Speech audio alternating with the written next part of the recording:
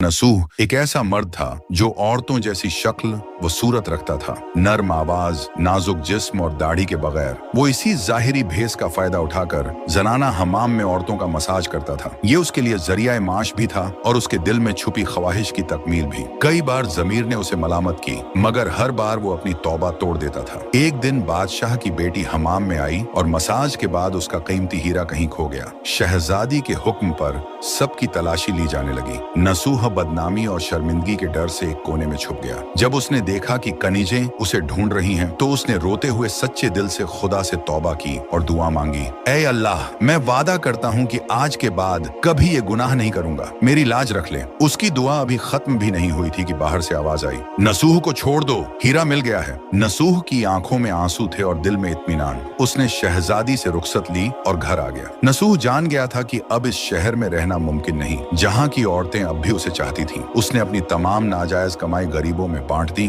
और शहर छोड़कर एक वीरान पहाड़ी पर चला गया। वहां वो अल्लाह की इबादत में मशगूल हो गया। एक दिन उसे एक भैंस नजर आई जो घास चर रही थी। उसने सोचा कि ये किसी चरवाहे की होगी और जब तक उसका मालिक न आए वो इसकी देखभाल करेगा। कुछ दिन बाद एक तिजारती काफिला रास्ता भूलकर वहां पहुंचा। प्यास की शिद्दत से निढाल ताजिरों को नसूह ने अपनी भैंस का दूध पिलाया और सबको सैराब कर दिया। नसूह के अच्छे अखलाकन से मुतासिर होकर ताजिरों ने जाते हुए उसे बहुत सारा माल बतौर तोहफा दिया। नसूह ने इन पैसों से वहां एक कुआं खुदवा दिया। आहिस्ता आहिस्ता उस कुएं के इर्द गिर्द लोग बसने लगे और इमारतें बनने लगीं।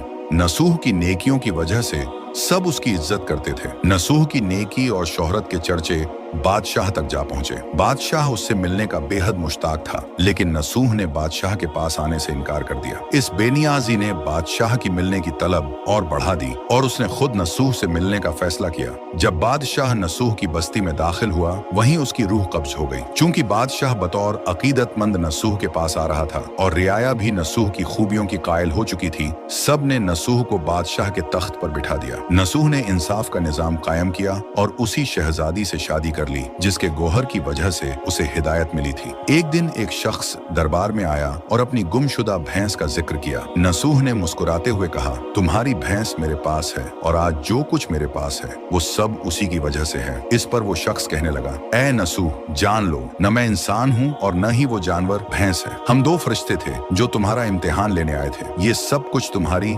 सच्ची तौबा का नतीजा है। ये कहकर वो दोनों फरिश्ते नजरों से गायब हो गए। इसी वजह से सच्चे दिल से की गई तौबा को तौबा नसूह कहते हैं।